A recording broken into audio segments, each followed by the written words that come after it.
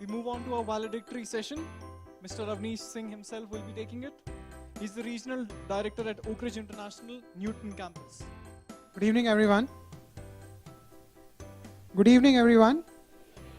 Yes, so that I know all of you are alive. I know it's the valedictory session of the day, and great day of learning, lot of hearing, lot of meeting new people. It is one of my few conferences in Bangalore that I have attended over last many years. And I'm grateful to the organizers for giving me this valedictory, because that gives me an opportunity to kind of sum up the day. And what I'm going to talk about now essentially encompasses all that we have covered since morning, all the aspects of technology integration into education for schools and group of schools. And I would of course be talking about Oakrige in the end. I don't know how many of you are aware of us, but we are a group around 25 years old into education. Our mother group is called People Combined. And I'll start off with the technology strategy for schools and chain of schools. And essentially, I'll be talking about a framework for the principals and managements to think on technology. So I'll just present some data. Some of it you have already seen since morning, but still I'll take you through it. Some of the numbers, some of the jargons we have heard since morning today as well. Gamification, machine learning, artificial intelligence, then the amount of money which is coming into the sector. So if you see, around $9.5 billion were pumped into EdTech space itself in the year 2017, and which has gone up by 30% as compared to last year. 813 companies got funded globally last year, 813. And trust me, all of those 813 would somehow or the other come to you over the next few years, and that number will keep going up and up. 62% of the amount invested since 97 in the sector has been invested in the last 3 years itself. So imagine in the last 3 years how much amount of money has flown into the EdTech space per se. And of course now people talk about not just K-12, but they talk about pre-K-20 learning, and of course a lot of learning which the corporate L&D does in various organizations after the formal education piece is over. So given all this, what does this mean? I wanted to show this slide to talk about the marketplace and to tell you that this market, the EdTech market, is just simply exploding. And there's a snapshot which I would like to show you on what exists. And interestingly, none of the companies which we are seeing today are on this map, which is slightly dated. This is just a small landscape on the EdTech market map which CB Insights has taken under various segments that exists. So what do we do as school leaders, as school managements, as school principals? What to do? Which one to pick? I have just X amount of money. People talked about challenges in funding, challenges in not being able to raise the school fees, challenges in not being able to understand, implement, drive it in the school, and yet there is just this much amount of money. And right now, one of the things which all managements are bothered about is, hey, what if I get left behind? What if my school becomes obsolete if I don't take any action? So that's what I'm going to talk about. I'm going to give you a basic framework to think. Now, this is not the mother framework. You can devise your own frameworks, but I just wanted to touch upon, because that's what a struggle we had as a group on how to think. And of course, we used a mix of in-house development and integration of various apps through APIs, etc. One benefit that I had personally was being an engineer. I was a programmer long back before I moved into education space. So that helped me connect the dots a little better. So coming on to, so this is what I was saying, where should I be putting my money? Whether I should be putting it at all or not. So the starting point, and this is one most important point which I would like to talk about. This slide has just one point, which is being clear about what is the dog and where is the tail. A lot of times we get too much carried away by technology and products and want to just go back and implement anything and everything in our school. Let's hold on. Let's differentiate between which one is the tail and which one is the dog. And let's always remember that it's the education which is the driver and tech the enabler, not the other way around. That is the first starting point. What comes next? I would like to talk about a 3-step process. Whenever you are, I would like to frame it as your own thinking mind map to how think about the technology implementation. Just think of these 3 steps. First is the framework, second is the people, third is the deployment. 3 important pieces in getting any of the technology pieces through. So what does the framework include? Now, this is particularly relevant to the principals and management. First is divide your strategy into business, core teaching learning, and additional good to haves. Core business, core teaching and learning, and additional good to haves. These are first 3 essential separations that we need to have in our own minds. Next, evaluate what you really want to achieve based on your own vision and mission. As people were talking about in the morning, some of the schools are integrative schools, some of the schools want to be a more closer to nature schools, so on and so forth. You may have a philosophy. In line with that, evaluate what is really needed for you. And most importantly, evaluate what you already have.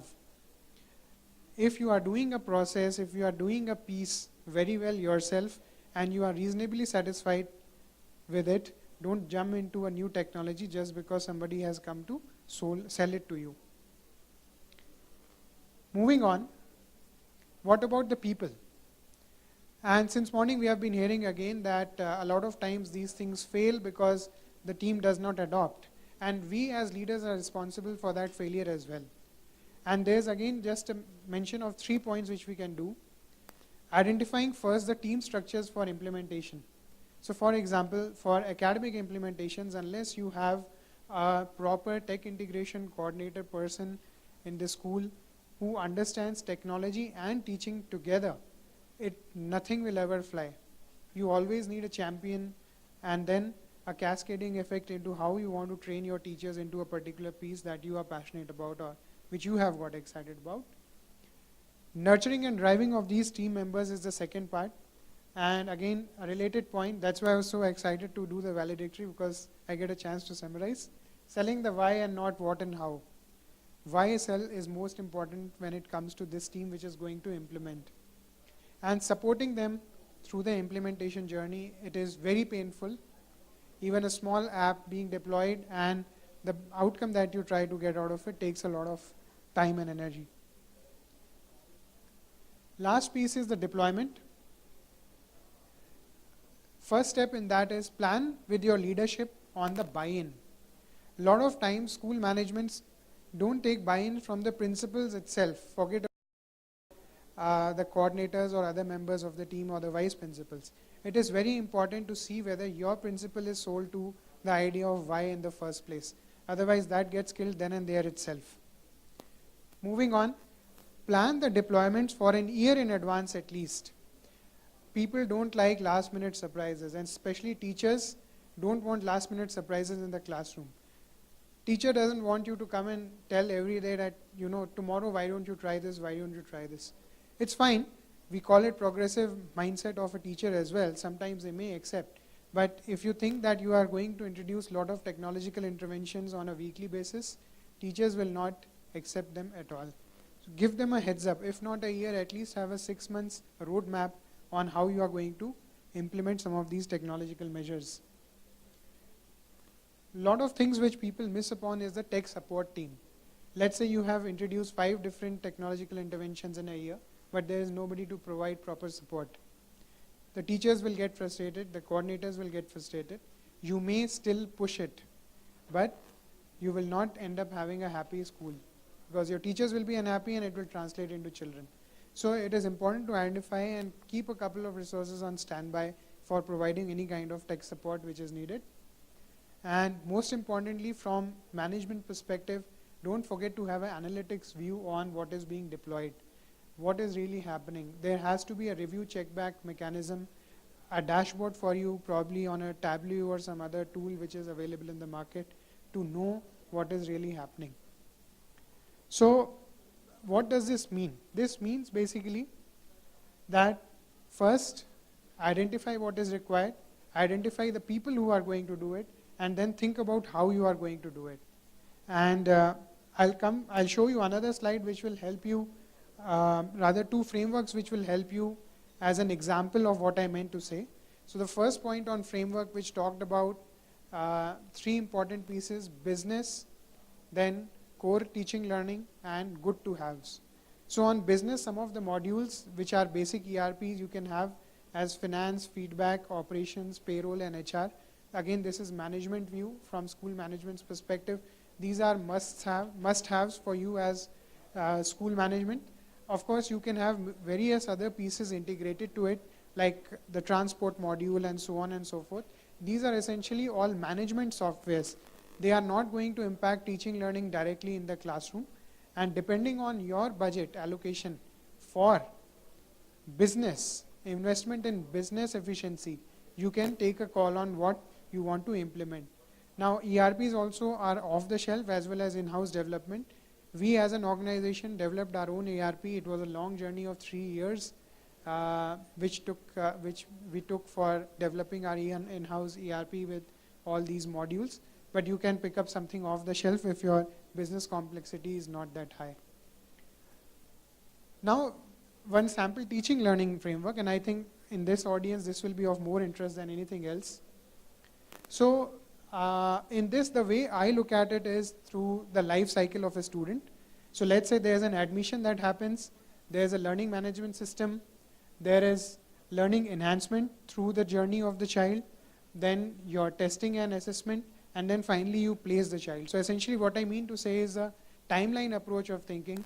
A child enters the school when there's an admission that happens, child progresses into the class, you monitor the performance through the learning management system, you give them assessments and tests, then you provide certain additional tools, additional apps like the math app, or you may want to support the curriculum itself like the way Exceed and all do, and then finally the placements.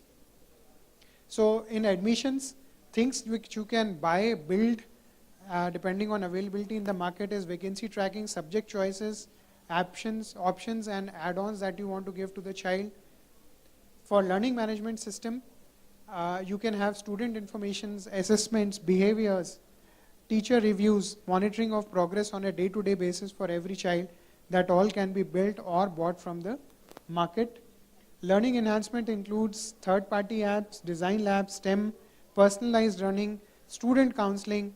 So all these pieces which move along on the sides. So like the way we had the maths people around over here today, or MindSpark, Literacy Planner, there are hundreds of applications which are available. Depending on your need, you can look at the competing products. So let's say if you want to increase the math in your, let's say you want to increase the math performance across middle school, then that's your goal. You may want to put your money there, evaluate the products, competing products in the market, and then you can pick some of them basis your budget available. And then student testing, test preparation, syllabus tracking, feedback mechanism, and then curriculum specific portals like the ManageBack and all which IB have for documentation and analysis.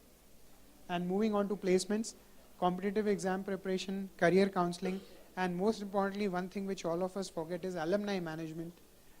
As big schools, you must be having thousands of students who have graduated, but are we engaging them well enough? So this is the complete life cycle of the child. And essentially, if I summarize my deck till now, separating the requirements between business, core education, and good to haves, and in that also, just see what is your local requirement, what is it that you want to prop up, what are the products which are available in the market, competing products, and what fits your budget. Then only there is a need to go ahead with the implementation. Few tips for the journey, and I call it a journey because it is not going to end very soon, and it would have not started long back as well. But few tips from my side. First and foremost, there is nothing that will work in a single shot. It's a journey of experimentation. So as one of the speakers in the previous session, the sir sitting over here was talking about evaluating the market and the fact that he could find nothing that suits his purposes, and therefore he was very disappointed. He is right, it is never going to happen. Nobody can build something for your business by imagination. They will bring something which is generic. It may or may not suit your business. And it is not possible to build everything on your own. Therefore, it is going to happen. There is no single shot solution available in the market. You have to either develop yourself, or you take up pieces, as I said, based on your requirement, and augment your piece which you want to augment, whether it is business, tech, or on the sides. One recommendation which I would like to make is that a basic ERP software is a must. In these days, without that, you can't really function. Be ready for failures, and a lot of them. As I said, as leader, you have to support the team. Your people will come crying to you every other day, especially the teachers. There will be threats of resignations, mass resignations, and I don't know what not. You have to be ready to take it on. People will be the biggest challenge. Change management will be critical. So it is important to have those champions. Start with a group of teachers. Start with one person, your tech integration coordinator. It cannot be a by the way on the side job. It has to be a main job. Find more champions. Train these champions. Let it seep in. Let them go further down and train further on. Top-down approach will almost never work. So as Mr. Arora was talking about the fact that some of the things he loved, it's like starting a new startup. I have a great product. I know there's a market requirement. There is no reason why it should not work. Still, 97% of the startups in the world never take off. This is the same thing. I love the product. I don't see why a teacher will not accept it, but it never flies in the classroom. That's because of this reason. If you are doing it top-down, if that buy-in is not there, if the principal is not on your side, if the coordinator doesn't have buy-in, it is not going anywhere. You may be able to do it for a month, but then it dies down its own death. Most importantly, speed is critical. Again, as one of the gentlemen today talked about, there is so much happening, there is hardly any time. Well, that's fine. But every child, has its own pace of learning. Every organization has its own pace of learning. Don't be in a hurry. Speed is critical, understanding is important, but don't be in a rush to buy anything and everything that comes your way. So, brief about Oakrige. We are a group which has been into education for around 25 years now. 5 schools across India, 2 in Hyderabad, 1 Bangalore, 1 Mohali, and 1 Vizag. This is just for information in case some of you didn't know about Oakrige. That's it. Thank you so much.